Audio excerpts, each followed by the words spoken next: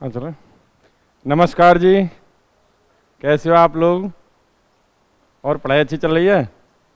तो अभी आप पढ़ने जा रहे हो दुनिया का सबसे सरल सब्जेक्ट राजस्थान का इतिहास। एक ऐसा सब्जेक्ट जो आसानी से याद हो जाता है और यदि आप मेहनत करते हो तो आपका एग्जाम में क्वेश्चन का आंसर गलत नहीं जाता। अर्थात सारी चीज़ें आपके ऊपर डिपेंड हैं। अब ध्यान से सुने। इसमें आप पढ़ रहे थे विगत क्लास में क्या पढ़ाया जा रहा था विगत क्लास में? चौहान वंश। चौहान वंश पढ़ रहे थे, यानी शाबर या अजमेर के चौहान। वैसे ये सिलेबस में है, Chauhan of Ajmer first grade second में भी है और अदर्स कंपटीशन को भी बिलोंग करता है के चौहान। और इसी के अंतर्गत आप पढ़ रहे थे शाबर या अजमेर के चौहानों के अंतर्गत क्या पढ़ रहे थे? हाँ जी, पृथ्वीराज तृतीय, पृथ्वीराज चौहान तृतीय, शासनकाल 1177 से 1192, यही पढ़ रहे थे। इसमें आप को पता होगा कि विगत क्लास में मैंने सामान्य डाटा बताया पृथ्वीराज तृतीय का। भाई पृथ्वीराज तृतीय के संदर्भ में जो भी बताया वो क्वेश्चंस आपको याद होंगे। अभी आप ध्यान नहीं लगाओ, पूरा बाद में लिख लेना। और वो कहाँ है? एक अच्छा, हाँ ध्यान लगाओ पूरा। और तू एब्सेंट बहुत रहता है रे। बाद में बात करेंगे तो मैंने बताया पृथ्वीराज तो तृतीय, जिसे राय पिथौरा भी कहा गया, इसने दलपुंगल की उपाधि धारण की, जिसका जिक्र प्रबंध चिंतामणि में किया गया है। ठीक। नेक्स्ट बताया इसके पिता का नाम क्या था? सोमेश्वर चौहान। माता का नाम कपूरी देवी। नेक्स्ट इसके बारे में, इसका जन्म कब और कहाँ हुआ? 1166 में अनिल पाटने, गुजरात। अच्छा, इसका राज्याभिषेक कब हुआ? 11 वर्ष की अल्पायु में ही राजा बन गया था ये। इसकी पत्नी का नाम, एक्चुअली पत्नियों के हम फिक्स संख्या नहीं बता सकते, लेकिन जो इतिहास में नाम है वो है संयोगिता और इच्छिनी, जिनका उल्लेख मैं विगत क्लासों में कर चुका हूं, दोनों का ही। और वो किस प्रकार इतिहास में उनका नाम दर्ज है वो भी बात बता चुका हूं। नेक्स्ट इसके पुत्र का नाम गोविंदराज, वही गोविंदराज जिसने रणथंभौर में चौहान वंश की नींव डाली थी। नेक्स्ट इसके संदर्भ में आपको बताया गया कि इसका प्रमुख मंत्री कौन था? केमास या कदम्बास। केमास या कदम्बास। नेक्स्ट इसमें आपको बताया गया, ध्यान से सुनना, सेनापति भुवन मल। उसके बाद हम आगे बढ़ जाते हैं सीधे। हमने इसके प्रारंभिक युद्ध अभियानों का जिक्र किया विगत क्लास में, जिसमें पहला बताया इसका कि भाई इसने गुड़गांव पर अधिकार किया था, नागार्जुन का अंत किया था, दमन किया था। ठीक। नेक्स्ट ये 1178 की बात है। नेक्स्ट इसमें प्रारंभिक युद्ध अभियानों के तहत बताया था कि इसने भंडानकों का अंत किया। भंडानक जाति, सतलज नदी क्षेत्र में रहने वाली भंडानक जाति गुड़गांव हिसार में आकर बस गई। तत्पश्चात यह जाति अलवर, भरतपुर और मथुरा में विस्तार करने लगी। इसके बढ़ते हुए विस्तार से चिंतित होकर पृथ्वीराज तृतीय ने इसके विरुद्ध सैन्य दल भेजा और इस जाति का दमन है। तो भंडानक जाति के दमन का श्रेय किसको जाता है? पृथ्वीराज तृतीय। नेक्स्ट इसके बाद बताया मैंने महोबा या चंदेल शासकों से संघर्ष, ठीक, या चंदेल और चौहान संघर्ष, जिसके तहत तुमुल का युद्ध पढ़ा था तुमने। और तुमुल का युद्ध कब हुआ था? किस किस के मध्य हुआ था? जीता कौन?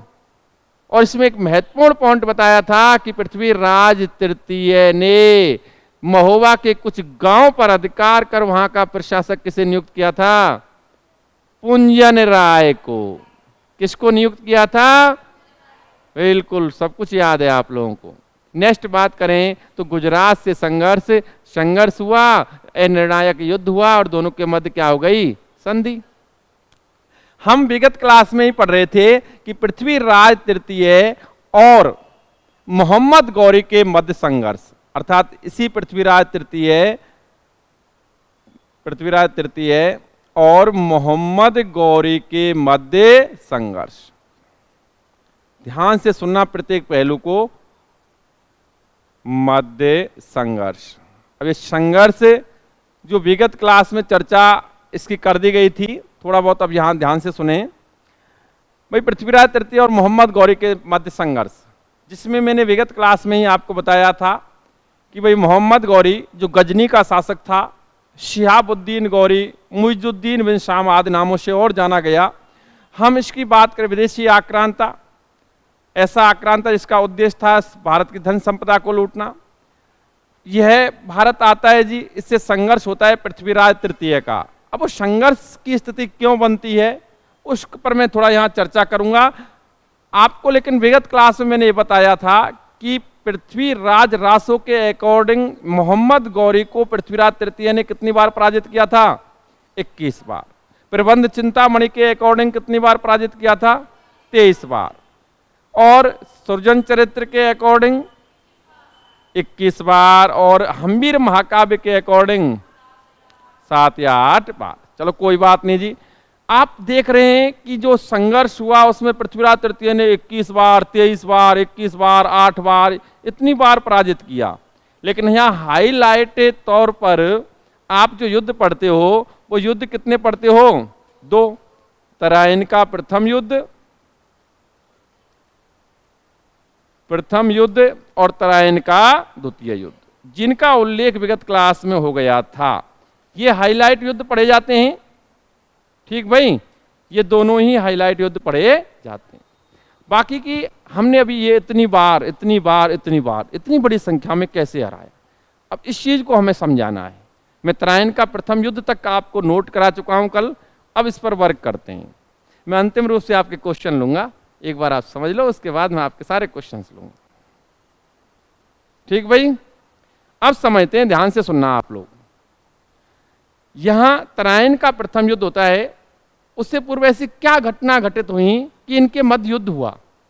एक्चुअली 2 ही पढ़ने हैं हमने, बाकी कितनी बार पराजित किया वो हमें याद रखना है। अब इसमें देखें, देखो मान लो ये हमारा राजस्थान है, पतंगाकार है जी, बाकी मैं इतना बेहतर नहीं बना पाता पर मान लेते हैं, ठीक। 1186 ईस्वी में, देखो ये पंजाब, क्या पंजाब, 1186 ईस्वी में इस मोहम्मद गौरी ने पंजाब पर अधिकार कर लिया। भाई मैंने आपको बताया था कि भारत में एंट्री तो इसकी पहले भी हो ही गई। इसको ये भी बताया था कि इसको गुजरात के शासक ने पराजित किया था 78 में। तो ये अपनी महत्वाकांक्षाओं के तहत आगे बढ़ रहा था, जिसमें आपको बताया जाए कि भाई पंजाब पर इसने कब अधिकार कर लिया? 1186 में। 1189 में इसने भटिंडा पर अधिकार कर लिया। कहां पर अधिकार कर लिया? देखो एक चीज बता दूं, भटिंडा जिसे तत्कालीन समय में तबर हिंद कहा जाता था, भटिंडा को तत्कालीन समय में क्या कहा जाता था? तबर हिंद। क्या कहा जाता था? तबर हिंद। ठीक, इस भटिंडा पर इसने कब अधिकार कर लिया? 1189 में, 1189 में। और बता दूं आपको कि तत्कालीन समय में भटिंडा किसके शासन क्षेत्र में आता था? चौहानों के में। पहली बात तो स्पष्ट ये हो जाती है कि 1186 में ही चौहानों की सीमा और इसकी सीमा टकराने लग गई। कब टकराने लग गई? 1186 में दोनों की सीमा टकराने लग गई, दोनों पड़ोसी बन गए जी। और निश्चित रूप से जब सीमा टकराने लग गई, जब पड़ोसी हो जाता है तो थोड़े मोटे टकराव तो प्रारंभ उसी समय से हो गए होंगे, छोटे मोटे, ठीक। जिन्हें 21 और 31 और 20 और 23 बार कहा गया है ना, यानी टकराव तो 86 से ही हो गए होंगे। बाकी की और आगे बात बढ़ती है तो अब ये जो भटिंडा था, ये चौहान शासन क्षेत्र में आता था। ये बंदा यहीं तक नहीं रुका, मोहम्मद गौरी, ये बंदा यहीं तक नहीं रुका और इसने 1189 में भटिंडा पर अधिकार, जो किसके शासन क्षेत्र में आता था? चौहानों। अब आप सोचो कि भाई ये है और ये है, आप दोनों का खेत एक ही मेड़ है और ये आपके खेत को ज्यादा जोत जाए तो आपको गुस्सा नहीं आएगा? आएगा। क्यों जोते हो? लट लेके आ जाएगा तू तो। हाँ जी। तो इसीलिए मैं आपको बता दूं कि यही तो यहां हो रहा है भाई, यही तो यहां हो रहा है भाई। इसका शासन क्षेत्र है, इसने कब्जा कर लिया, गुस्सा आ गया साहब। किसको? पृथ्वीराज तृतीय। और इस भटिंडा को, इस तबर हिंद को पुनः प्राप्त करने के लिए पृथ्वीराज तृतीय अपनी विशाल सेना के साथ आगे बढ़ता है। और यहां तराइन के मैदान में, देखो ये रहा तराइन, तराइन का मैदान कहाँ है? हरियाणा। तराइन के मैदान में अपनी सेना, ठीक भाई। इधर मोहम्मद गौरी भी आता है जी अपनी तुर्क सेना के साथ, आता है जी। दोनों के मध्य घमासान युद्ध होता है तराइन के मैदान में। घमासान युद्ध के तहत यह जो इसके साथ में सहयोगी था पृथ्वीराज तृतीय के साथ में दिल्ली का गवर्नर गोविंद राय, वो इसे मोहम्मद गौरी को बुरी तरह से घायल कर देता है। मोहम्मद गौरी बुरी तरह से घायल और जान बचाकर युद्ध के मैदान से भागे, लेकिन भागते हुए मोहम्मद गौरी का पृथ्वीराज तृतीय ने पीछा नहीं किया, जो कि इस पृथ्वीराज तृतीय की इस सबसे बड़ी भूल मानी जाती। इसी संघर्ष में तराइन के प्रथम युद्ध में पृथ्वीराज तृतीय का सेनापति था खांडेराव। कौन था? इसके और भी कई सहयोगी थे, जिसमें गोविंद राय ने घायल किया था किसको? मोहम्मद गौरी। और मोहम्मद गौरी जान बचाकर भाग गया, लेकिन पृथ्वीराज तृतीय ने उसका पीछा नहीं किया। ये पृथ्वीराज तृतीय की सबसे बड़ी भूल थी। आप अगर पढ़ते हैं तो इतिहास के तहत हिंदू शासक जो हुए, बड़े हिंदू शासक, प्रसिद्ध शासक हुए, योद्धा हुए, उन्होंने ये गलतियां की हैं, जिसमें इसकी भी ये गलती थी, भूल थी। उस समय ही पकड़ के मार देता, खत्म, आगे का प्रोसीजर होता ही नहीं। हाँ जी, बस हो जाता काम वहीं। लेकिन नहीं, अर्थात इसका निष्कर्ष क्या निकला? आपको कुछ नहीं पढ़ना है, पढ़ने के नाम पे है ही नहीं कुछ। तराइन का प्रथम युद्ध कब हुआ? 1191 में, जो कल लिखा चुका हूं। तराइन का प्रथम युद्ध किस किस के मध्य हुआ? और मोहम्मद गौरी को। तराइन के प्रथम युद्ध में विजय किसको मिली? और तराइन के युद्ध में मोहम्मद गौरी को किसने घायल किया? गोविंद राय ने, दिल्ली के गवर्नर गोविंद राय ने। ठीक भाई। तराइन के प्रथम युद्ध में पृथ्वीराज तृतीय का सेनापति कौन था? खांडेराव। खांडेराव कौन था? खांडेराव। ठीक भाई, खांडेराव। हम इन चर्चाएं कर चुके हैं। तराइन का प्रथम युद्ध हो गया है। कितना सामान्य से क्वेश्चन, 3 से 4 क्वेश्चन लिखा चुका हूं, उनमें क्वेश्चन में नोट भी करा दूंगा। लेकिन अभी हम पढ़ेंगे, ध्यान से सुनना, तराइन का द्वितीय युद्ध। तराइन का द्वितीय युद्ध देखना आप लोग, कितना बड़ा परिवर्तन आता है। तराइन का द्वितीय युद्ध, अब इस युद्ध को देखें, ये हुआ 1192 में। इसमें एक तरफ, ध्यान से सुनना, मोहम्मद गौरी, मोहम्मद गौरी, और दूसरी तरफ कौन? पृथ्वीराज तृतीय।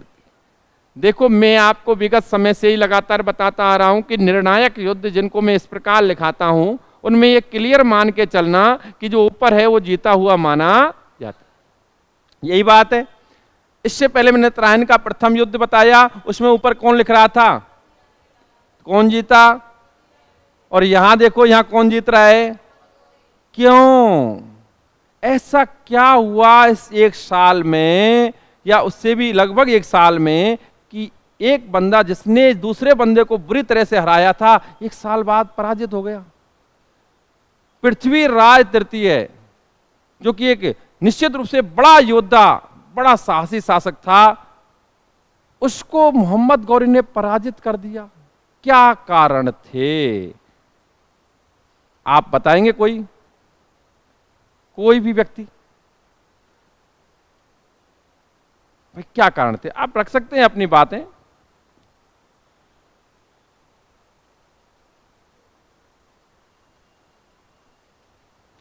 देखो, हम बात करें, हाँ हाँ हाँ, जल्दी बोले।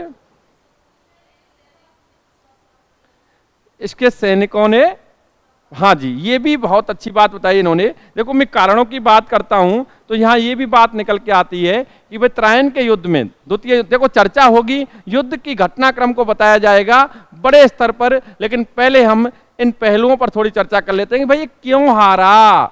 जिसमें एक कारण ये भी बताया इन्होंने कि निश्चित रूप से सैनिकों ने, कुछ सैनिकों ने धोखा दिया था, जिसमें एक नाम आता है मंत्री सोमेश्वर, मंत्री सोमेश्वर, अश्वपति। देखो, ये भी बताया जाता है जो अश्वपति था उसने इसका घोड़ा बदल दिया था। ठीक, एक जो युद्ध में जो भागीदारी निभाने वाला घोड़ा था इसके साथ, वो ना होकर के एक जो नृत्य करने वाला घोड़ा था उसको दे दिया था, नाट्य रंभा नाम से था, वो भी बताया जाता है। उसकी चर्चा होगी अश्वपति और प्रताप सिंह सामंत। ये विश्वासघाती थे किसके? पृथ्वीराज तृतीय के। ये पहलू भी आपने उजागर कर दिया, बहुत अच्छा किया। विश्वासघाती, चलो और कोई दिक्कत नहीं है, और भी पहलू हैं।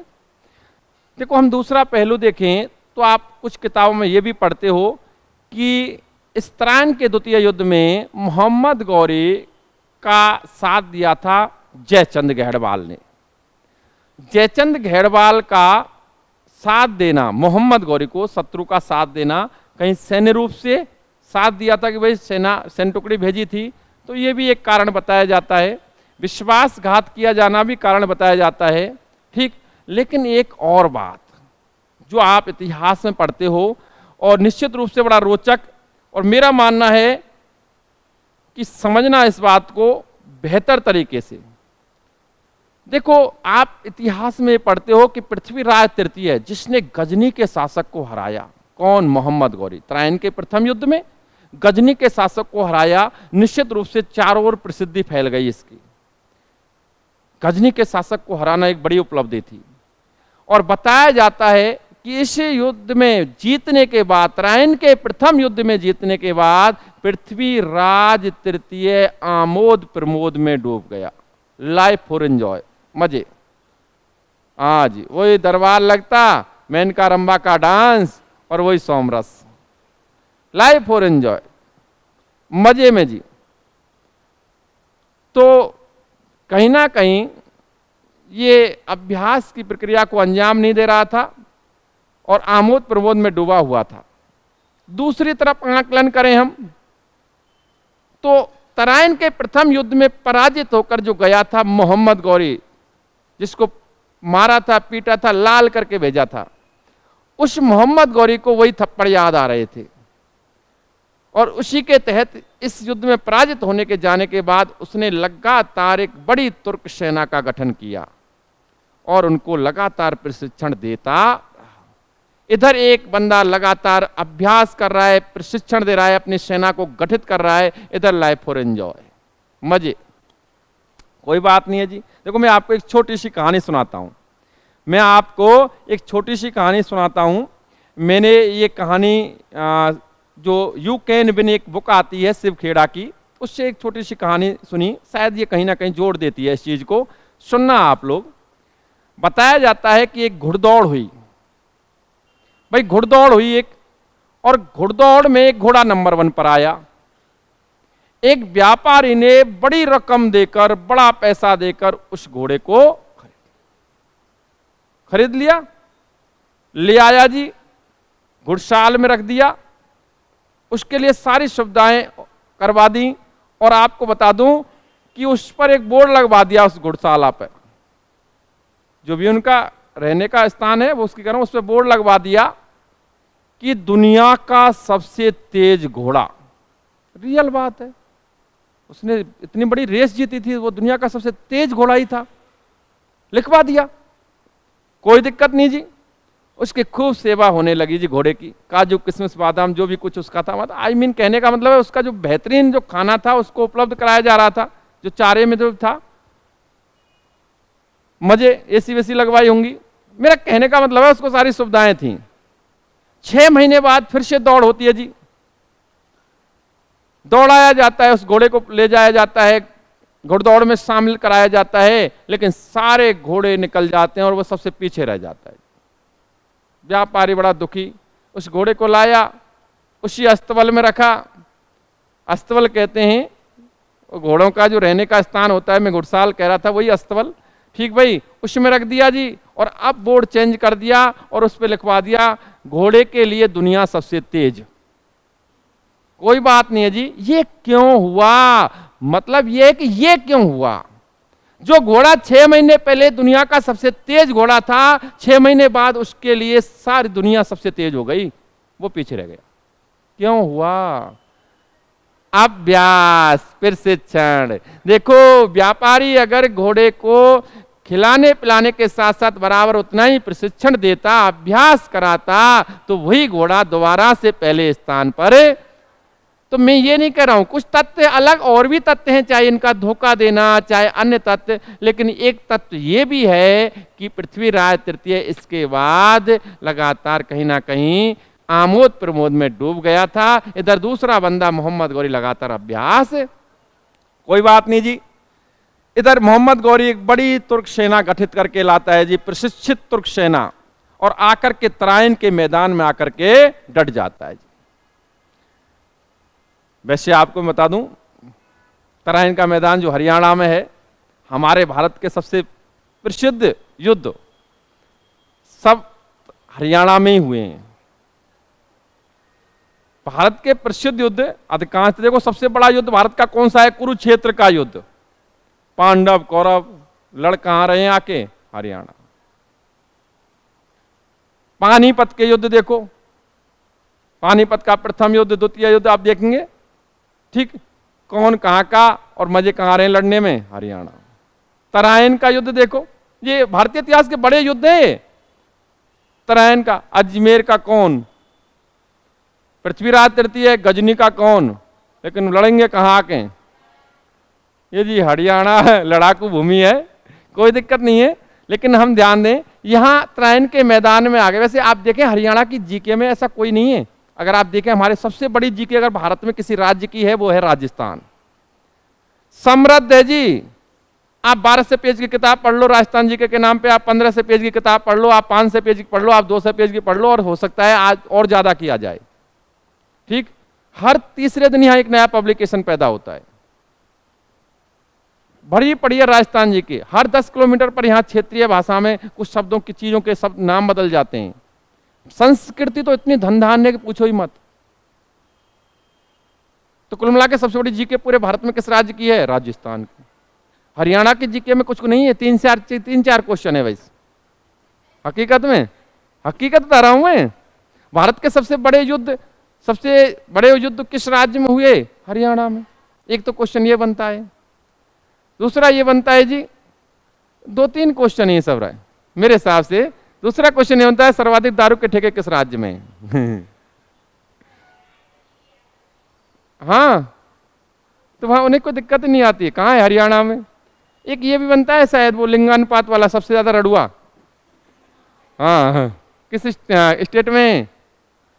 कोई नहीं जी, बस जी के कम है इतना पता है मुझे, बाकी हरियाणा वाले लोग बहुत अच्छे होते हैं। यहां ध्यान से सुने, तराइन के मैदान में आके डट गए। मोहम्मद गौरी अपनी विशाल तुर्क सेना लेकर आता है, तराइन के मैदान में आके डट जाता है जी। इधर जब इस बात का पता पृथ्वीराज तृतीय को चलता है, तो पृथ्वीराज तृतीय भी अपने जो भी सहयोगी थे उनके साथ आकर तराइन के मैदान में उपस्थित होता है। दोनों की सेनाएं आमने सामने। उस समय जब दोनों की सेनाएं आमने सामने थीं, तो यह मोहम्मद गौरी अपने एक संदेश वाहक को संदेश लेकर भेजता है। कहां? पृथ्वीराज तृतीय के पास। तो उस समय संदेश वाहक, जिसका नाम आपकी माध्यमिक शिक्षा बोर्ड किताब में लिखा है क्योमे ओलो मुल्को। संदेश वाहक कौन था? क्योमोलो मुल्क। ये बंदा संदेश लेकर जाता है मोहम्मद गौरी का पृथ्वीराज तृतीय के पास। पृथ्वीराज तृतीय संदेश पढ़ता है जी, उसमें लिखा हुआ था कि तुम इस्लाम कबूल कर लो, नहीं तो दिक्कत आएगी। अब मैं देखो भावनाओं को कह रहा हूं, एक एक शब्द तुम्हें भी नहीं है, तो इस्लाम कबूल कर लो वरना प्रॉब्लम होगी। जब इस बात को पृथ्वीराज तृतीय पढ़ता है, तो पृथ्वीराज तृतीय रिटर्न आंसर देता है जी। हाँ जी, गोपड़ी घूम जाए, सही कह रहा छोरा। पृथ्वीराज तृतीय रिटर्न आंसर भेजता है जी, और पृथ्वीराज तृतीय कहता है कि देख भाई, मैं तेरा कुछ नहीं कहूंगा तुझसे, तू शांति से वापस लौट जा, वरना अब की बार मारा जाएगा। रिटर्न, खतरनाक आंसर जी। जैसे ही आंसर उसको मिला मोहम्मद गौरी को, मोहम्मद गौरी का मामला गड़बड़ हो गया, उसका हौसला पस्त हो गया। जिस ऊर्जा के साथ, जिस जोश के साथ आया था, उसे लगा अब तो ये तो फिर से मुझे कूटेगा, फिर से पीटेगा मुझे। यही हालत जी। बताया जाता है उस समय इस मोहम्मद गौरी ने फिर रिटर्न संदेश भेजा, मैसेज किया, वो भेजा कि भाई मैं, मेरे भाई ने भेजा हूं, मैं तुझसे लड़ने नहीं आया हूं और मैं संधि करने के लिए तैयार हूं।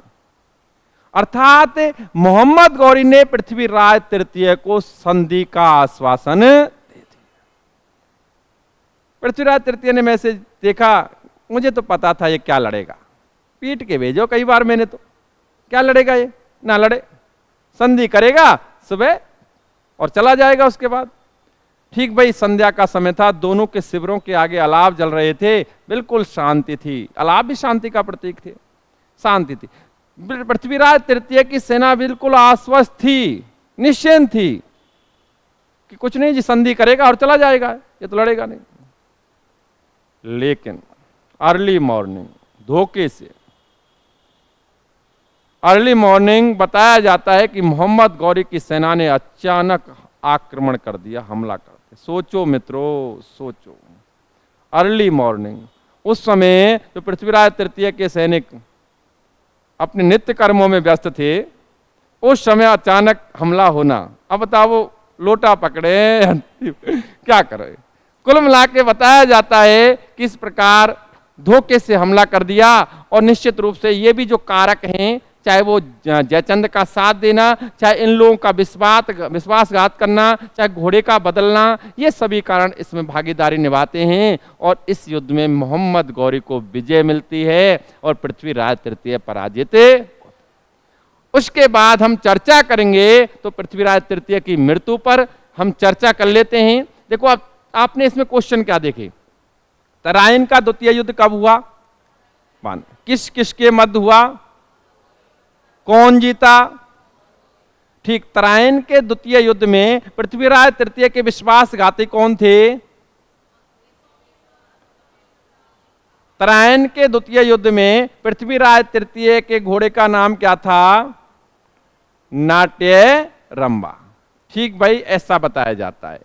ठीक, ये पॉइंट है। इसके बाद पृथ्वीराज तृतीय की मृत्यु कैसे हुई, इन पहलुओं पर हम बात करें तो देखो, चंद्रबरदाई,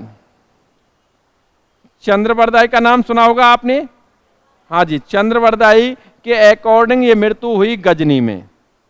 कहां हुई, गजनी में। मिनहाज उस सिराज, फारसी इतिहासकार हुए मिनहाज उस सिराज, इसके अकॉर्डिंग मृत्यु हुई सिरसा में। सिरसा यानी सुरसुरा कहा जाता था, जिसे अब वर्तमान में सिरसा कहा जाता है, हरियाणा में है। ठीक, नेक्स्ट बात करें हसन निजामी, हसन निजामी के अकॉर्डिंग मृत्यु हुई अजमेर में। आपको कोई दिमाग नहीं लगाना है, आपको तो ये ध्यान रखना है भाई कि चंद्रबरदाई के अकॉर्डिंग कहां हुई, गजनी में। इसके अकॉर्डिंग कहां हुई, इसके अकॉर्डिंग कहां हुई। अब देखो, बात यह है कि साहब ये कैसे, बात यह है कि आज की डेट में सर्वाधिक प्रभावपूर्ण मत किसका है, तो मैं आपको बता दूं, अधिकांश इतिहासकार इस मत से ज्यादा सहमत होते हैं, इस मत से सहमत होते हैं कि अजमेर में हुई। कैसे होते हैं उस पे चर्चा। पहली बात, गजनी वाला तो आपने सबने सुन रखा होगा कि भाई इस तराइन के द्वितीय युद्ध में पराजित होने के बाद पृथ्वीराज तृतीय को मोहम्मद गौरी बंदी बनाकर ले जाता है। फिल्म भी देखी होगी आपने, हाँ जी, बंदी बनाकर ले जाता है। बताया जाता है उस समय इसे पृथ्वीराज तृतीय की आंखें फुड़वा दी जाती हैं, गजनी ले जाता है जी। उस समय चर्चा हो रही थी, तो बताया जाता है चंद्रबरदाई इस मोहम्मद गौरी से कहता है कि हमारे जो महाराज हैं शब्द भेदी बाण चला सकते हैं। मोहम्मद गौरी ने कहा ना, ऐसा ना कर सके, कि कर देगा, दे दो आप। बताया जाता है कि इस पृथ्वीराज तृतीय को वो तीर और कमान संभाल, तीर कमान दे दिए गए। और ऊंचाई पर बैठा हुआ था कौन, मोहम्मद गौरी। उस समय जब ये कहा गया कि भाई चलाओ, तो उस समय एक उक्ति पड़ी थी, इसने चंद्रबरदाई ने 4 बांस 24 गज अंगुल अष्ट प्रमाण ता ऊपर सुल्तान मत चुके चौहान। अर्थात सिंबल था कि इतनी ऊंचाई पर इस प्रकार बैठा हुआ है, कर दे कबाड़ा। चलाया, मर गया। अब जो भी है जी, ये बात बताई जाती है किसमें, पृथ्वीराज रासो में। चंद्रबरदाई बताते हैं कि मृत्यु गजनी में हुई। कोई बात नहीं जी, बताते हैं तो बताते हैं। मिन्हाज सिराज के कहते हैं कि भाई जब युद्ध के दौरान यहां से पराजित होकर जब पृथ्वीराज तृतीय भाग रहा था तो सिरसा या सुरसरा में उनकी हत्या कर दी। तीसरा मत आता है जी कि हत्या अजमेर में हुई, मृत्यु कहां हुई? अजमेर। ये क्यों ऑथेंटिक और क्यों प्रभावी है, इसका मैं रीजन बताता हूं। इतिहासकार कहते हैं यहां इससे अजमेर से कुछ सिक्के प्राप्त हुए। क्या प्राप्त हुए? सिक्के। उन सिक्कों में एक तरफ लिखा हुआ था राय पिथौरा और दूसरी तरफ लिखा हुआ था मिन्हाज उस सिराज, मिन्हाज उस सिराज। यानी आप सोचो, एक तरफ पृथ्वीराज तृतीय का नाम लिखा हुआ था, दूसरी तरफ मोहम्मद गौरी का। देखो, ऐतिहासिक स्रोतों के अंतर्गत सिक्के एक बहुत ही अच्छे ऑथेंटिक स्रोत माने जाते हैं।